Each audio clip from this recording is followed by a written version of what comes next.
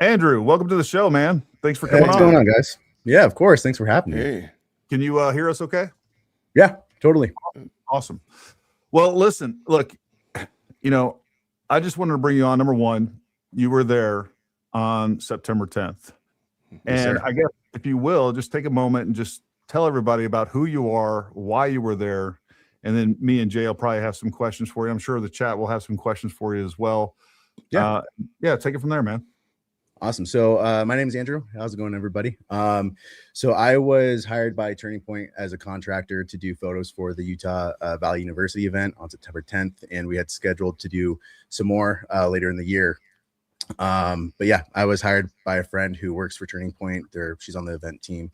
And so we had connected months prior to when Charlie was at Boise State University. I reached out and said, hey, if you ever need another camera on hand, let me know. And I'll be more than happy to help out. And a few more months after, we reconnected, and she's like, yeah, we have this huge tour coming up in the fall, and we'd love for you to be part of a few of them. And so I did an interview just showing my work and kind of like my process of what I do at events, and they were on board. So Utah Valley was my first event with them, and I was there that day, and it was pretty crazy.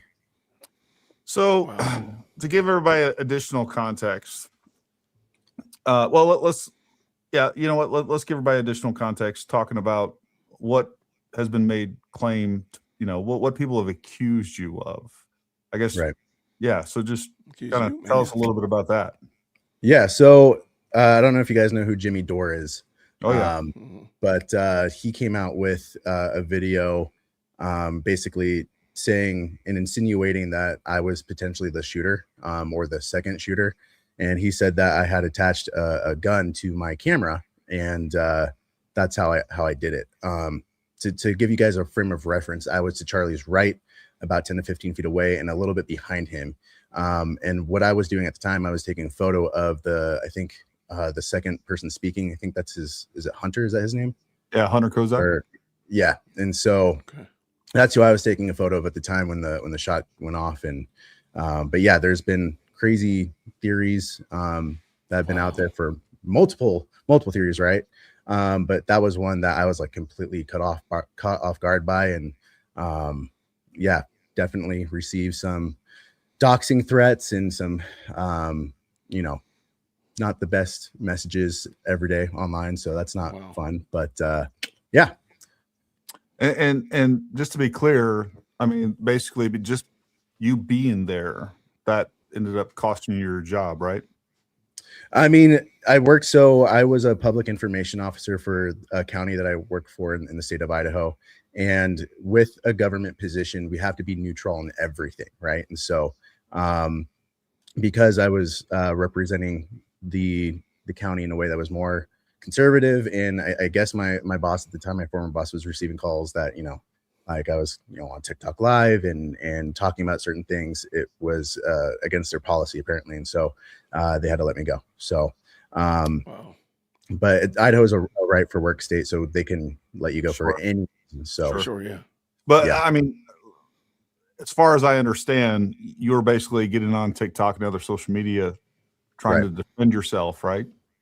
I mean, kind of. My first initial video I made about Charlie Kirk was kind of a perspective of like, so I'm a man of faith. My faith is incredibly important to me, and I just thought it was amazing to see Charlie, give the gospel like 5 minutes before he was shot. I don't know how many people in history can say that. And so from that, you had people coming back to church, and you had people, kind of, what is this Jesus guy about, and so there was this moment where a lot of people were finding their faith. And even in my comment section, like the video I made ended up getting around 4 million views on TikTok. Like in my comic section, people were, buying each other Bibles and talking about addictions that they struggle with. And it was just kind of, in my opinion, it was a really beautiful thing.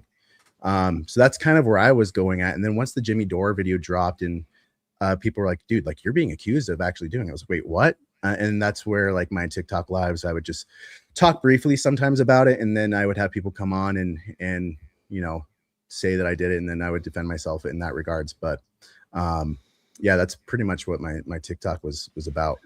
So to be clear, you didn't have any guns attached to your camera, right? No, in fact, I have my camera right next to me. This is the camera that I use. It's a Canon R5. Whoa, this is not the lens put that I thing used. down now. Hold on now. Hey, Is that thing yeah. loaded? Is that thing loaded? Nope. Does it have does it have an SD card? It does have an SD card in it. Oh, watch out. Oh no. Yeah. And then this was the lens that I used to 70 to 200 mil. But I will say this too. When I so I was there for literally a whole day. So I left around, gosh, I want to say like 7 p.m., 8 p.m. But first I had to, drop by the police department and talk to the detectives to hand them my SD card, everything that, I took. And they downloaded all of the raw files right in front of me. They took photos of my camera, of my lens, the serial number, like everything. They were very, very thorough in that. And so, and I was more than willing to help out any way I could. And that actually goes for the rest of the team too. So yeah. So did you see anything, we always go back to Charlie's AV team, and they secured the cameras and the SD card. There's been much ado made out of that while you were there on the ground. And people need to understand, like, you were just hired, you're an independent contractor essentially, working for TPUSA. You're not part of their team. You weren't flown in, like you live there locally outside of Provo, right? Well, so I actually live in Idaho. I live in Boise. So my friend who is on the event team, she also lives in Boise, and we actually flew to Utah together. And so I flew in with them. But yeah, I was just a contractor. And yeah, I mean, I can shed a little bit more light on the whole SD card situation that everybody's made a really big deal about. So please do. Just take us. So you're sitting in there, you're basically taking a photo of Hunter Kozak as he's talking. Yeah. And I guess take it from there. Let's go from the very beginning all the way through your interaction with law enforcement, your perception of what was going on around you, how other people were behaving around you, all those things. Yeah. So we got to the university around 8 a.m. To help set up. And my job was to capture photos of the environment, people interacting, the students there, the protesters, like anything and everything, right? And the best way that I can describe it was like a college football tailgate. Like the environment was electric. People were cheering. There was constant chants of like USA. I thought it was, it was my first event with them. So I thought it was pretty electric, and I thought it was really cool. In my opinion, I didn't notice anything off that day. There was a time where I took a photo of the entire security team. They just wanted everybody to be included, right, in the photos, and to just have this team sort of atmosphere that's presented within the photos itself. So so I did that from about 8 a.m. to literally like, as far as getting photos of the surroundings and the environment like that, I did that all the way up until Charlie arrived, which once he arrived, there's actually video somewhere online where you can see Charlie pull up in the SUV, and he gets out, he goes to the bathroom, comes back, and we're doing photos with him and the university chapter for Turning Point. And so we're doing group photos with Charlie, and then I'm getting photos of him interacting with all the chapter members. And then from there, we go straight to the hat throwing. And so I'm taking photos of him while he's, throwing hats. And in fact, Erica Kirk used one of the photos that I took on her own Instagram, and it was used for those kind of memorial. Now iconic photos of him throwing hats. That was you. Yeah, there's one in particular that she used on her Instagram, and she also used it for the memorial service as well. And so, but I will say too, like, I had not really shown anybody the photos out of respect for Turning Point. I didn't sign a contract with them saying I couldn't or anything like that. It's just, I've had people reach out to me and offer me a lot of money for the photos, but that's just not how I do things. So just out of respect for Turning Point and Erica, I've just kept those pretty quiet into myself. So, but yeah, I mean, all the way up to the shooting, I was originally on Charlie's left-hand side, and just taking photos of him sitting down. Henry, who was the first person to ask questions, I got photos of him. And then once Hunter started asking questions, I just wanted a different angle, different perspective. And that's when I went around to Charlie's right and started taking photos of Hunter. And then the shot happened. And then pandemonium kind of broke loose. So the shot goes off. You're off to Charlie's right. I'm assuming you're kind of facing towards Charlie's 12 o'clock, right?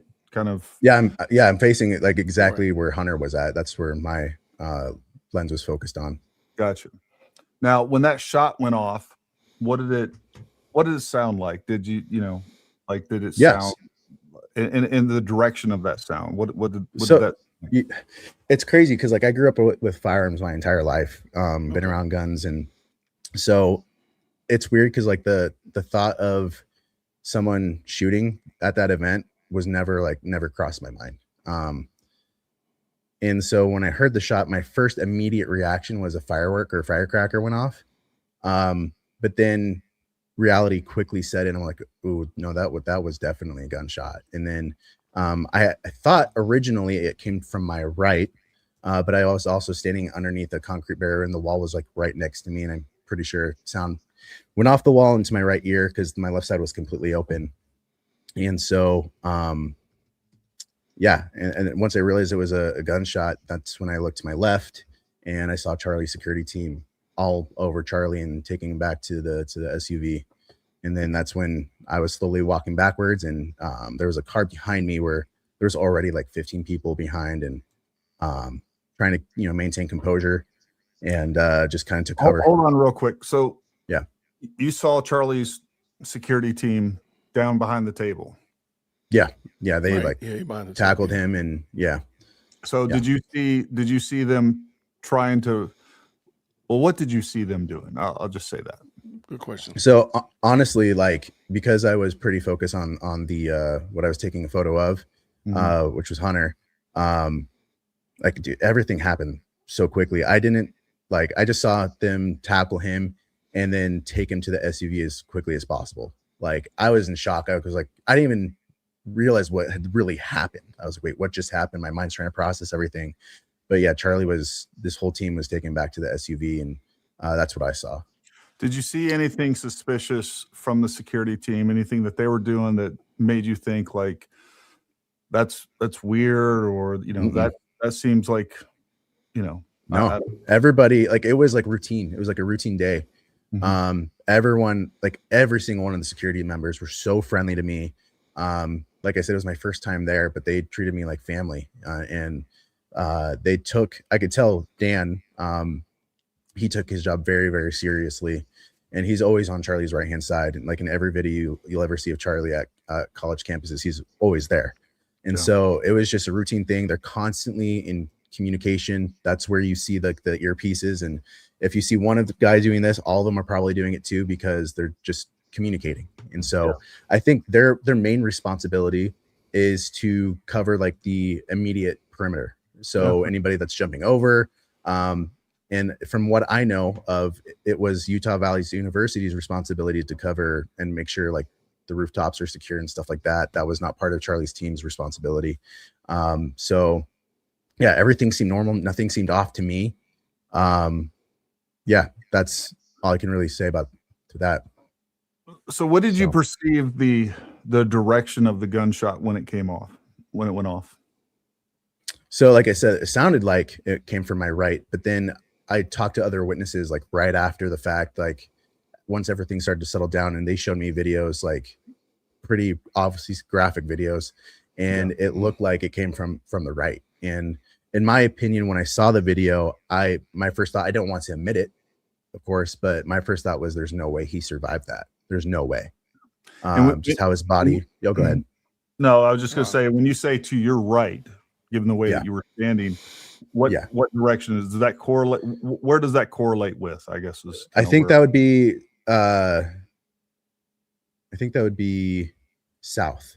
So like the staircase, there was like a staircase to my right, because I believe we were facing east. But yeah, so I think it would be south. So it seems. Let me like. Go ahead. No, I was gonna say, would you say that where you thought you heard the sound come from correlates with what you've seen so far as relates to where we believe that the Tyler Robinson was when he did the deed. Does that seem? I think he's saying. Yeah. Go ahead. Oh, go ahead. I was going to say, I think the shot came, like from where Tyler was. Okay. In my opinion. Because I don't know the north and south part. And so I was like, maybe just to add a little bit more context. Yeah. But no, thank you. Yeah. So yeah, absolutely. But what you are, I mean, basically at the time, let me just throw this up here. Yeah. Basically what you're saying is, let me get to that page. You felt like at the time it sounded like it came from over here Correct. by the staircase. Yeah. All right. Fair enough. Yeah. I mean, sound definitely.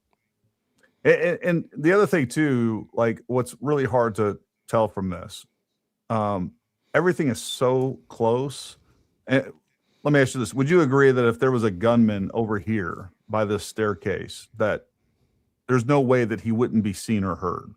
Correct. I mean, security had that covered too. That was like while I was doing photos, like right after the photos, actually, I was obviously overhearing some conversations that the security team was having. And actually, Dan and I literally stood at that stairwell and he said, "This place is pretty open. We need to make sure that this place is secure." And so they had that covered too. So, but yeah. So what would you attribute the fact that, you were over here on Charlie's right-hand side and you were facing toward the center, Hunter Kozak would have been somewhere in here, right here.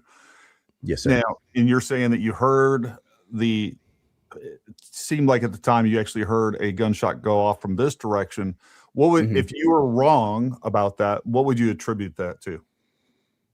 Just how sound travels, and how it bounces off things. Like I said, I grew up with firearms. I've been to shooting ranges multiple times. And so, just how sound travels and how it can bounce off things. I think that's why I initially thought it came from my right. Because I was in an enclosed area, but, yeah, in my opinion, I do think that the shot came from head on to where Tyler Robinson was. So the gunshot goes off. We see, next thing you know, the security's on top of Charlie, and now they're transporting Charlie to the SUV to get him to the hospital. So did you follow them along with that? What happened with all that? My mind went to like, what's next? Like, is he an active shooter? Is he going to go on a rampage? How many shooters are there? That's where my mind went. And so my mind went to like duck and cover as soon as I went behind that SUV. And then, and internally I was definitely panicking, but because there were so many people screaming and freaking out, I kind of had to tell myself, like, calm down, relax, breathe. And then the only photo that I did take after the fact was of the senile old guy that you guys were talking about not that long ago. And as he was being arrested, because my mind went to, this could be used for evidence. And so I just wanted to make sure I got that. But that was the last photo that I did take. Now, a lot of the photos that came out after this were, a lot of them came from, cell phones, and people were cropping way in, and, the resolution wasn't all that great. Did you see any of the security guys with blood on them, blood on their hands? Did you see blood on Charlie? Like, describe some of those things for us. Yeah, I saw the aftermath. And the police did their best to say, stay away from the area. But yeah, I went next to the table. There was blood all over the table. There's blood all over the ground. Once everything settled enough, we, like myself and other witnesses, Charlie's team, his security team, were taken to like this, basically it was like a faculty area within the university. And we were there for probably maybe 45 minutes to an hour while the SWAT made sure the whole university was safe and secure before they let us go. And so I do know the detectives definitely questioned some of the security teams, but yeah, they had blood on them. They had blood on their pants. And that's another thing that people don't realize because it's not talked about. But like everyone within that hour, there's a lot of tears, you could just tell this whole security team was defeated. Like they just looked in shock. And so that was really hard, because here's people, like I said, I was there for my first time, but there's people there that have known Charlie for a very, very long time. And so to see just the grief and the shock and the terror that were on their faces, it crushed me. So wow. Yeah, that's so what happened after? So they take Charlie off. You know, you guys get taken into this faculty room. I'm sure you're questioned to some extent. Was law enforcement there at that point? Yeah, law enforcement was there. Also huge props to first responders, because, you know, they did the best they could in a very scary situation. And yeah, we're in that room for about an hour, and everyone's checking their phones constantly to see if there's any updates on Charlie. You know, I was texting my best friends and my family to make sure I'm okay. And so it was just a lot of like, just making sure everyone was okay. What can we do for each other?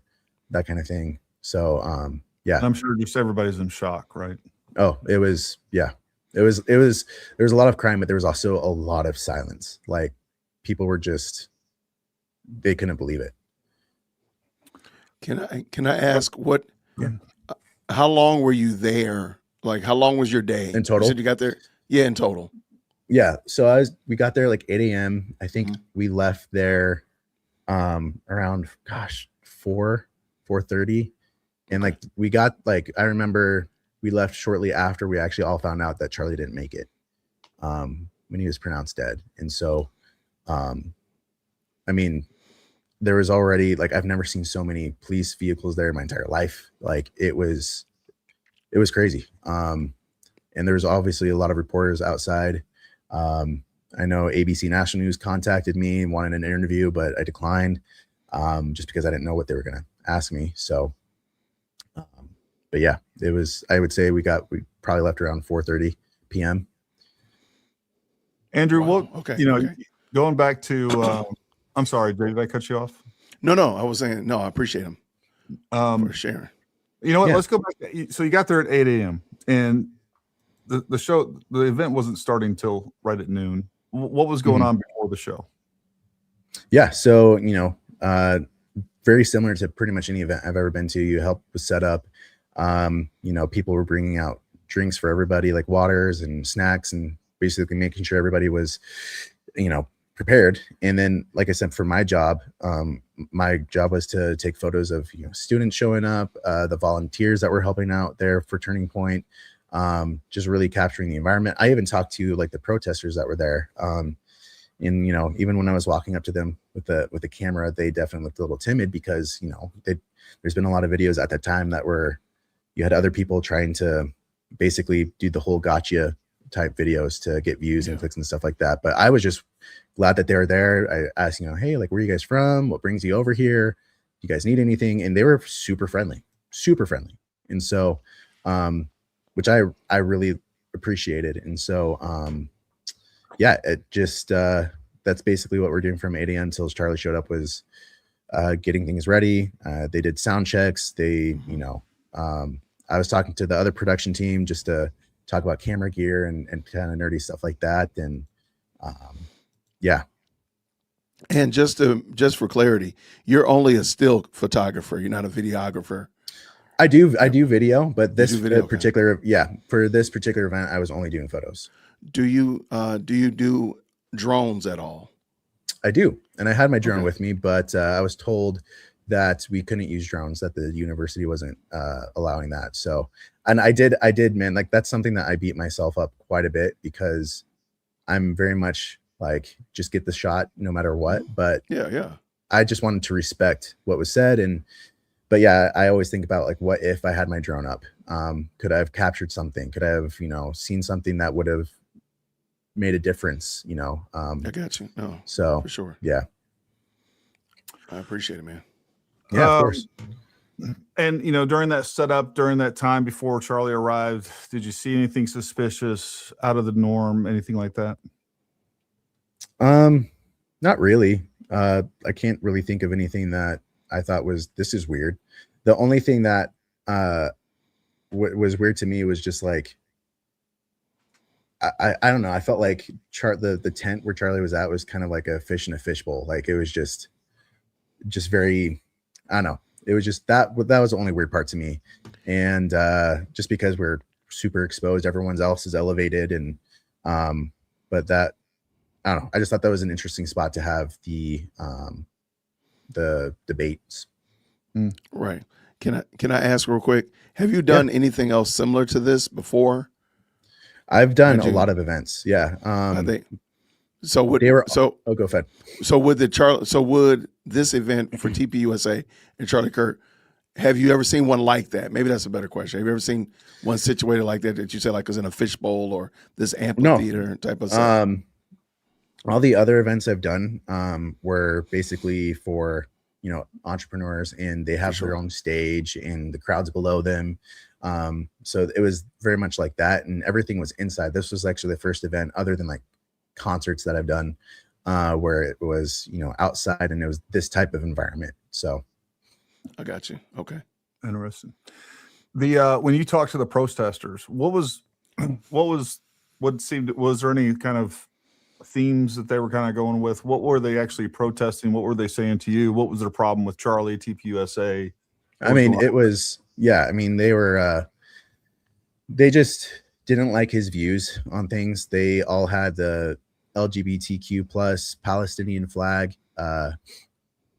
But like, they didn't say anything like bad to me. Like I just came at them like they're normal human beings. Like, hey, what brought you out here? Like, what are you studying? And, basically it was those type of conversations. I didn't want to make them feel threatened or by any, I wanted to make them feel comfortable. And so I just talked to them about normal stuff. And they were incredibly kind back to me. So, but that's, they're just very pro LGBTQ plus, and the whole, they had the flags and everything like that. So. Sure. Now, up to the point Charlie's taken off, like after Charlie was taken off and they hauled off George Zinn, where did you go? So after the fact, once things were settled down, I went to, the police officer to say, hey, like I was a photographer for Turning Point for this day. I've got photos. Where do I need to go to submit these? Like, I just want to help out. And they were trying to figure that out as things were moving.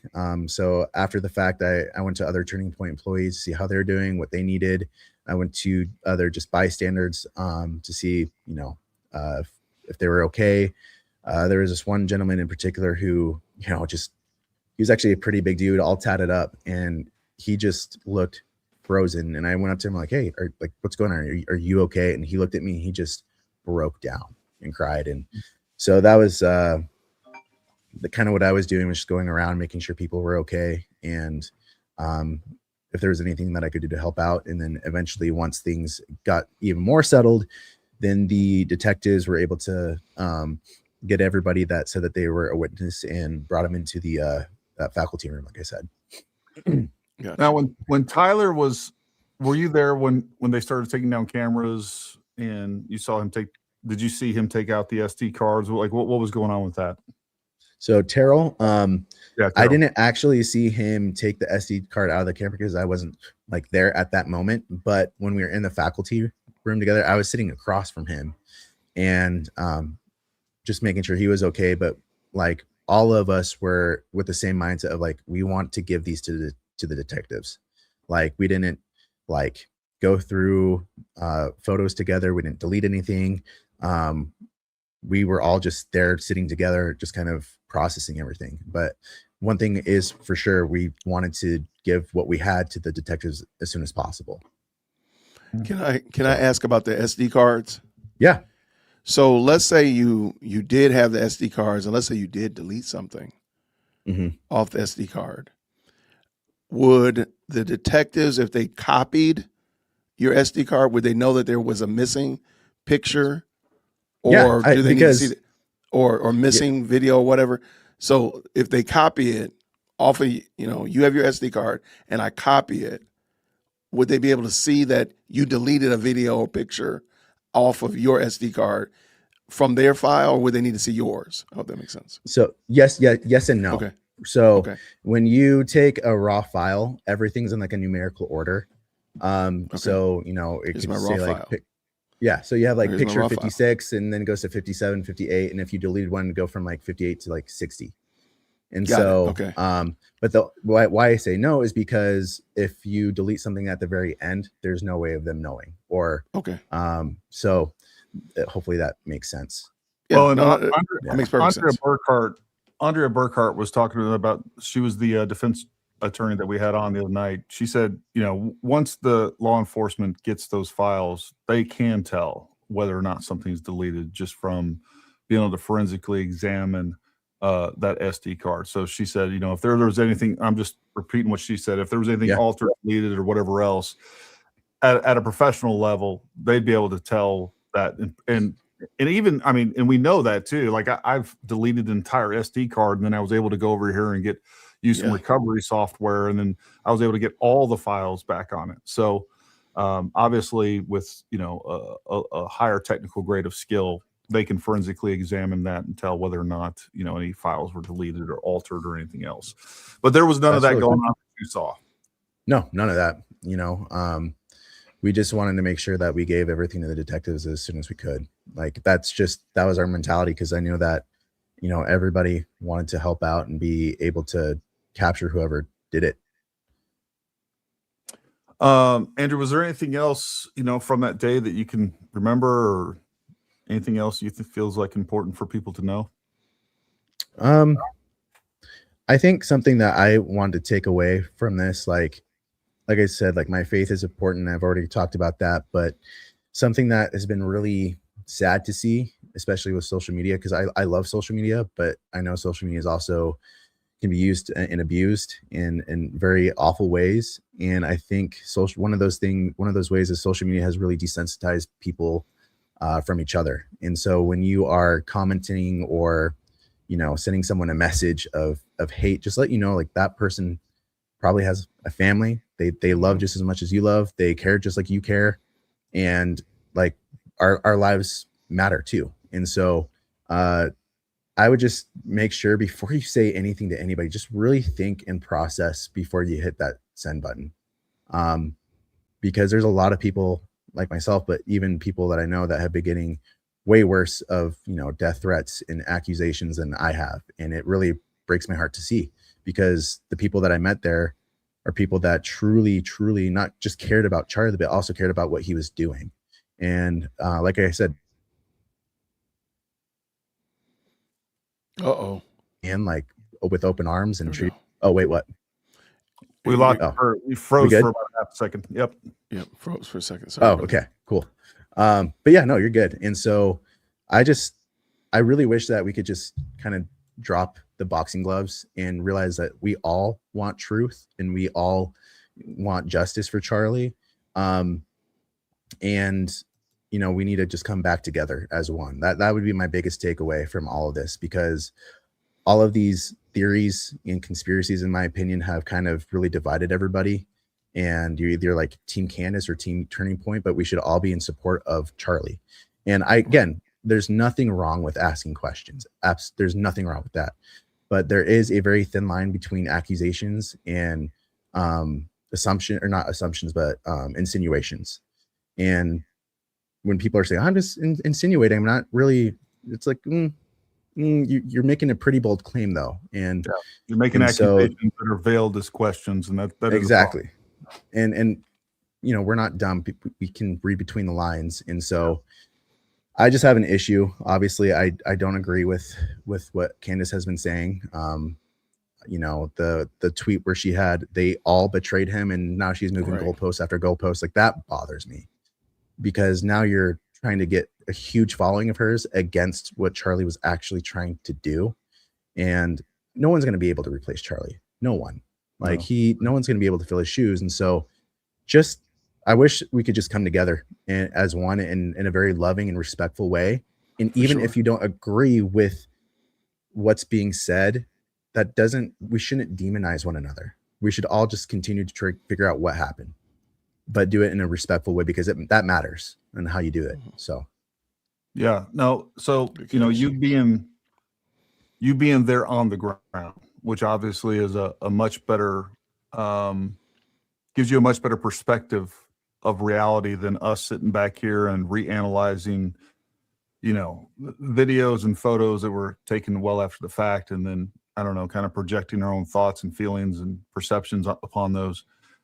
When you were there on the ground, was there anything to indicate that anybody within Turning Point or anybody that you came across, period, was involved in this or acted suspicious in a way that you were like, oh, this is weird, that they're, did that ever cross your mind, I guess? No, not even a little bit.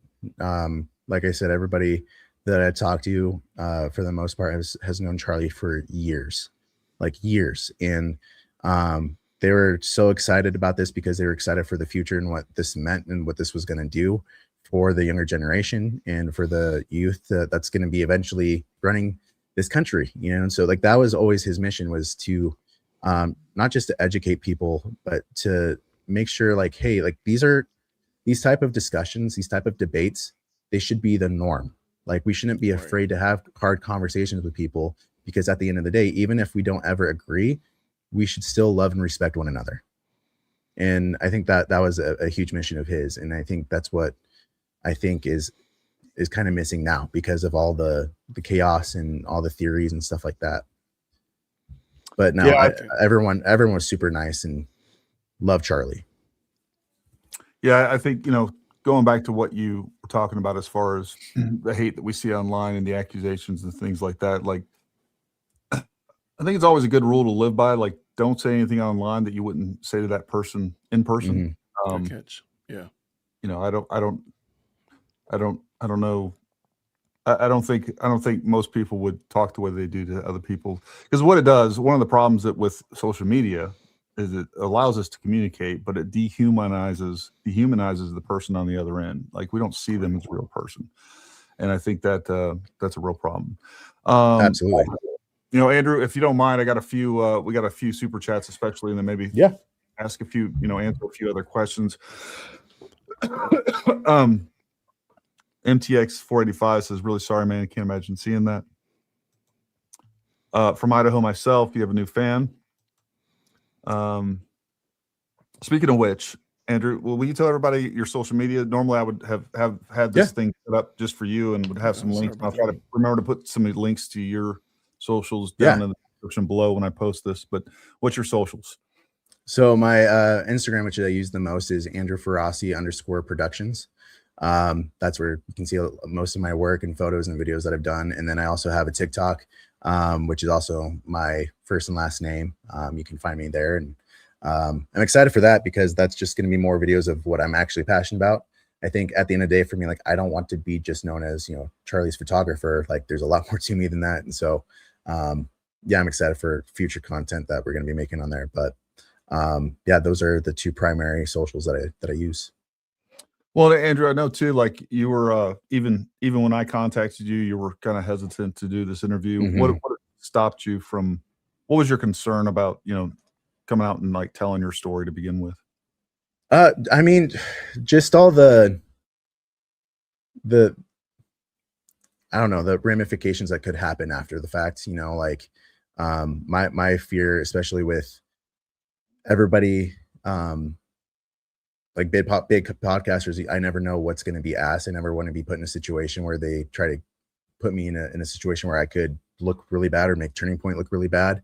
Sure. But because everything was just boiling up with like just more and more and more, I just felt like, you know what, people need to hear someone that isn't related to Turning Point, like doesn't actually work there and was actually there, that has a completely unbiased view. I think the only bias that I have is that I really love Charlie and I really supported the work that he was doing. But to just have someone that was actually there, that was, feet away from him when it happened, and just to give people my perspective. So I think that was because we need more people to speak out and people to talk about this kind of stuff, because I'm tired of the theories. I'm tired of the quote unquote conspiracies. Like, we need more people that were there to speak up, and not to just speak up, but to do it in a way that's truthful, but also gracious at the same time. I'm with you. Yeah, no, first of all, man, just thank you for, coming on here and having the courage to share your story. I know, like I said, a lot of people have tracked you down and, threatened you. And obviously, we have big people like Jimmy Dore irresponsibly making accusations towards you. I'm sorry you had to go through that. Yeah, go ahead. Yeah. So I'm sorry. Go ahead. Go ahead, guys. I was just going to make a quick comment about Jimmy Dore. No, go ahead. So Jimmy Dore, like, I didn't know who he was before any of this happened. And, he's always claims that, he wants to find the truth. But when I saw that video, I actually commented on it saying, hey, this is me that you're talking about. And I have not heard back from him at all. So I think people that are actual journalists that want the truth have every journalist is supposed to follow a code of ethics. And if you're really trying to find the truth and you see someone comment, and especially it's the person that you're talking about, and you don't reach out to them to find out more, you're only in it for the money. You're only in it for the views. You're only in it for like just to get more clicks. And so that told me a lot about who he is, because I was more than happy and more than willing to have a conversation with him. And so that really put a bad taste in my mouth when it came to Jimmy Dore. Well, it definitely seems like at a minimum, people are wanting to push a narrative, and they're not interested in the truth. And that's the biggest problem that I've seen throughout this. And so there it is, Jimmy Dore. That's a challenge. You know what? You have Andrew here that you're accusing of basically killing. I mean, it's not just like implicit. I mean, you're being accused that you were the guy that pulled the trigger that killed Charlie Kirk, which is unfathomable. And then you responded to him and he had nothing to say. So there you go, Jimmy Dore. If you want the truth, have Andrew on and let him tell you his story. I don't know if he wants to or not, but again, I appreciate you coming on, and I think you're right. Sure, that was some of the things that I was, communicating to you on Twitter and our DMs. Like, man, I think it's just really important that more people get out here. The more people that speak out that were there that day, the less breathing room some of these. Look, I'm all about conspiracies, but the problem that I have is that when the conspiracies are being pushed with no evidence and in spite of evidence and common sense against them, and you continue to push them, that tells me you have an agenda. So that's the problem that I have, is agenda-driven conspiracies that, just never seem to end. So here's a few. I agree. Go ahead. Yep. Did you have something to say? I was just going to say I agree. Nope. Jay? All right. I'm going to say thank you, first of all, Andrew, for coming in and sharing your story. Thank you always, Gary, for having me on. I have a nighttime driver. We had a nighttime driver standing in my office. It was like, Dad, are we supposed to be driving? So I need to go take her driving so she can take her test this week. But awesome. Thank you so much, Gary. Very nice meeting you. I'm sorry, Gary. It's nice rap with you. Andrew, nice meeting you. I'll see you guys soon. Take care. All right, buddy. Talk to you later. Do you think George Farmer could be her handler? I guess that question's to me. Look, I don't know. George Farmer, for people who don't know, that's Candace Owens' husband. I mean, I don't know. Andrew, are you employed now? Can we do anything to help you? Yeah, no, I am employed. I have an awesome job. I'm not going to say where I work just because I don't want anybody to email them. But no, I'm doing well. I'm taking basically this whole month off, and I've been doing a lot of freelance stuff in my hometown, which has been awesome. But no, I'm doing great, and I really appreciate that question. Again, like, it's weird because like after the layoff, I was like, man, it's just like one thing after another. But I did feel a peace about everything, and now I'm in a way better position, and I'm excited for my new job. So thank you. Awesome. Melissa Cole wants to know, first of all, she wants you to know that she is truly sorry that you had to endure such a devastating tragedy. With respect, she was wondering what led you to taking the job in Arizona while living in Boise, especially in a role that requires neutrality. So for me, like, when I do events, like I have a huge passion for photography. So I wasn't like, yes, I love Charlie and I love what he was doing, but when I'm doing a job, I don't really focus on what the message is that is being said. I'm just there to do a job, you know, take photos of the people speaking, take photos of the environment and that kind of stuff, and almost kind of like a clock in, clock out mentality.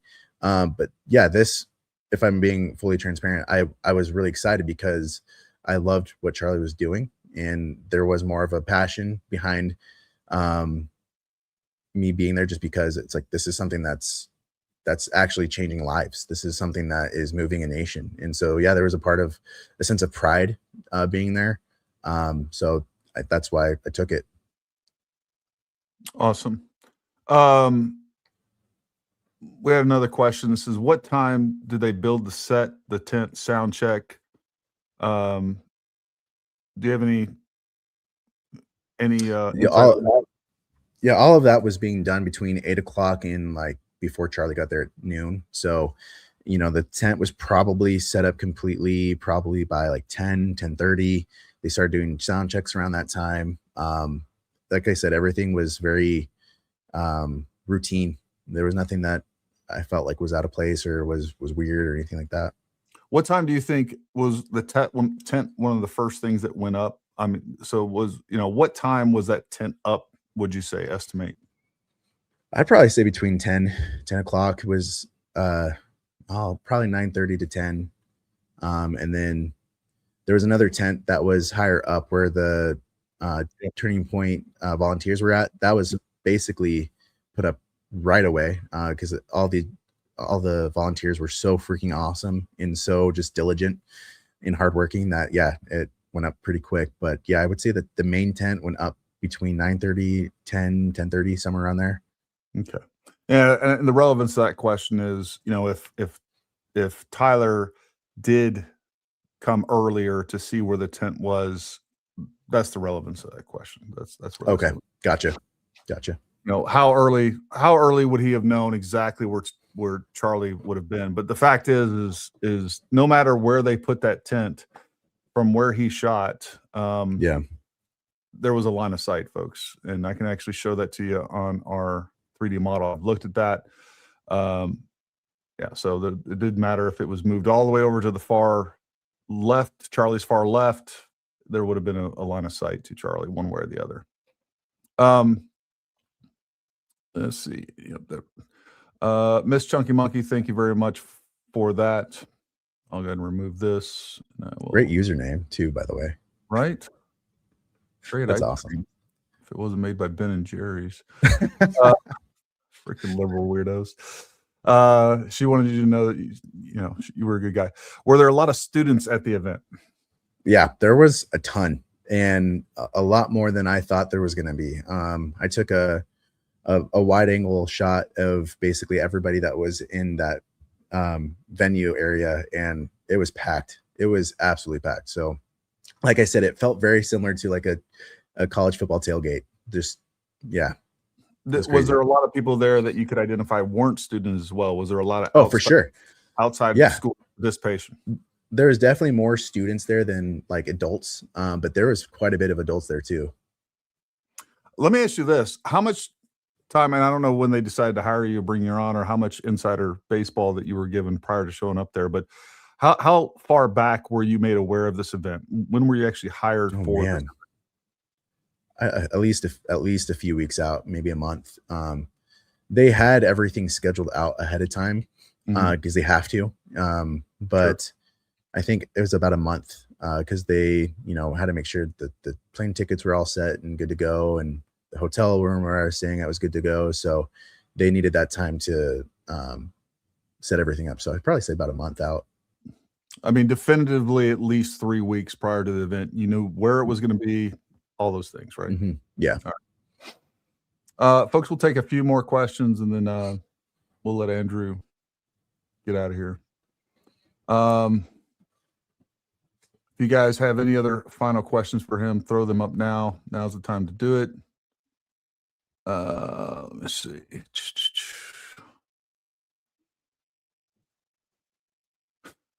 I won't subject you to that. It's basically somebody talking about Candace, not you. Well, this is a great question. Did he run into those who were wearing the maroon shirts? If so, does he know who they were? My guess was a contractor or employee. Did you see people in maroon shirts? I couldn't tell you. I mean, there was, I If mean, you were so many wearing people were, if you were wearing a maroon shirt, you were implicated in this. I don't know if you're aware of that. yeah. No, I mean, so were the bees, but no, yeah, I don't know, man. Like there's probably, the amount of people I saw that day exceeds my memory for sure. But I guarantee if I went and looked back at my photos, I could probably find at least one person wearing a maroon shirt. But, no, like I said, no one was, in my opinion, was suspicious or acting weird or anything like that. It seemed very normal. Gotcha. Gary Admin note, I love the Dr. Strangelove background. One of my favorite movies. I got to give that credit to my producer, J Dub. You know, the other thing while I have you on here, a lot of people were making a lot to do about hand signals. Did you see any of that? Did that anything like stand out to you that you can confirm or deny one way or the other? You know, just, I mean, well, I'll leave it at that. Yeah, I mean, if I didn't notice any hand signals, but like obviously looking at the videos after the fact, if there's any sort of signaling going on, I'm pretty sure it's just the security team being on constant contact. Like you have to be, you're talking to each other all the time, making sure certain areas are secure, anything weird happening. So I don't know. Like when I see those things, I'm like, that doesn't look, you know, weird to me. I feel like that's probably normal for most security teams to have some sort of, you know, way to communicate, but I'm not putting a lot of stock into that. I didn't think there was anything weird. I hate to even ask these questions because it's so ridiculous. No, you're good. It's based on a lot of the questions or the things being said out there. People have said a couple things. Number one, there's the conspiracy going around that Charlie faked his death, that this was all, you know, special effects. Talk about that a little bit, I guess. Like I said, when I saw the video of Charlie being shot by the front people in the front row, I hate to say it, but in my opinion, he was gone immediately, like immediately. And my own personal eyes, you know, I saw the amount of blood that was on the table, on the ground. Like that amount of blood lost, especially from the neck. Like if you're not able to put pressure on that type of wound quickly, you're like, there's no chance. And we're talking seconds here. Like there was just, in my opinion, there was no shot that he lived from that. There was no, I do kind of like stop and think about the people that think that he's still alive, because from what I saw of the aftermath, there's just no way. There's no way. Yeah. And like, there would be no reason for Charlie to fake his death, like at all.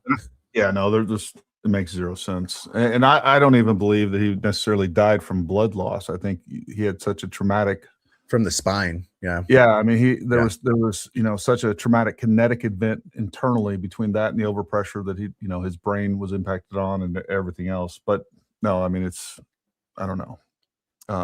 It's a shame that people would even say that. You know, it's I can't think of another outside of even J13th, the attempted assassination on Trump. Like there's definitely never been a more videoed event possible. Definitely not at the level of how graphic everything that we've seen. And it's obviously not, that brings me to another point. When the law enforcement was there, were they going around and talking to other people with phones and that would potentially have additional evidence, things like that? Yeah. They there was a whole group of people standing together that were like, hey, I've got video evidence on my phone. And all of them were shocked too. Like they just couldn't believe what just happened. But there were so many people there that were so willing to help out because they captured it. And so, yeah, they took all those people. I'm sure they questioned them. Yeah, to answer your question, yes, there was other people that had other footage and they were brought into that same room that all of us were in. You know, one of my kind of thoughts on all this is that, like, yeah, there's a lot of footage that we have now seen from that event. I think some of the most important footage, basically what we're left with on social media is what the FBI didn't want, or the Utah authorities didn't want. I think most of the footage that had any real evidence, or maybe they saw something that we haven't seen so far, I think that was all collected and handed over to the authorities. Going back through your photos of that day, were you able to spot anything odd? Did you happen to catch a picture of somebody on that roof or anything like that? Yeah, so when after the fact that I gave like the detectives all my photos, they gave my SD card back to me. Obviously they didn't delete anything because I still needed to edit the photos, color grade it, that kind of stuff, and give it to Turning Point because I still had my job to finish. But man, I can't tell you how many times I went through each and every single photo just so I could see if I could help out. I even tried zooming in the area to where Tyler was supposed to be and couldn't see anything because it was so blurred out, because my camera has the blurred out background effect, you could say. But yeah, I went through each photo. I got a photo of the old dude in the crowd that was arrested. Yeah, I went through each photo as best as I could to find something, and couldn't find anything on my end. Melissa Cole says, did it seem they secured the scene quickly to you? No. I say no because in that situation, their questions are the same as ours. Like, how many shooters are there? Where did they go? Like, is it an active shooter? So they were trying to frantically get people to safety, and while at the same time making sure the area was safe. And then they also tried their best to make to secure the scene. But like, I'm sure you guys have seen, people were stealing hats, and I know that with Terrell, like that, getting that SD card was really important because it has evidence on it, right? So we don't want that to be taken or damaged, and that's a crucial part of evidence, which I know he gave to the detectives. So yeah, I wouldn't say they secured it quickly, but I will tell you, I mean, my drone was in one of the SUVs, and I couldn't collect my drone for three or 4 days, something like that, because they wouldn't let anybody near it afterwards. So yeah, to answer your question, I don't think they secured it quickly, but they did the best they could. That's good. Yeah, man. Number one, can't thank you enough for coming on. I think you sharing your perspective it's huge. I'm sorry that you had to go through that event. I'm sorry that you had to go through, people accusing you of crazy things and the death threats and everything else that you had to endure for that. But I appreciate your courage of coming on and talking with us.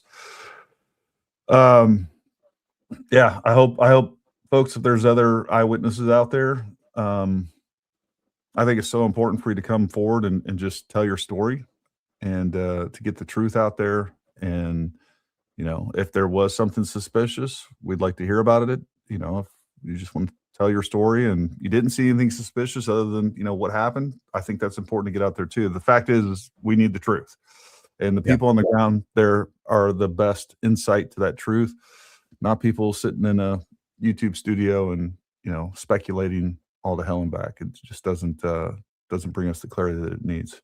Anything else you can think of that you think is relevant to any of this? I don't think so. I truly appreciate all the work that you put in yourself to figure out the truth, to taking your own time to go to Utah Valley University, interviewing kids there. That's a lot of effort that you put in. So I really appreciate you doing all of that, and for having me on and allowing me to share my story. Well, man, we appreciate you coming on. Well, Andrew, I'll let you get out of here, man. Thank you so much again. If you need, you know how to get a hold of me. If there's anything I can ever do for you, you let me know. Reach out to me. Let us know. And you got a whole Paramount army behind you. So awesome, man. I do have a really good friend in town who he runs his own pretty big podcast. It's called the Wild Chaos Podcast, and I was talking to him, and he would love to get you on his show. So I'll give you his contact information. So be happy to. What is it? Wild. What is it? Wild Chaos Podcast. Wild. So he has like Yeah, it's he has like former police officers, vets, anybody that has basically a crazy background or stories to tell, that he just loves to hear their story and get to know them. So I'll make sure to DM you his info. Yeah, is he on YouTube as well? Oh yeah, he's on YouTube. His Instagram's blowing up and his TikTok's blowing up too. So he's a good dude though. Awesome, All right, awesome folks, guy. you guys know what to do. Make sure if you're listening right now, go give Wild Chaos Podcast a like and subscribe over on YouTube, and we will definitely be happy to do that, man. Just for you. Cool. I don't Awesome. know about him. Yeah, man, I appreciate that. Thanks again, man. We'll talk to you later.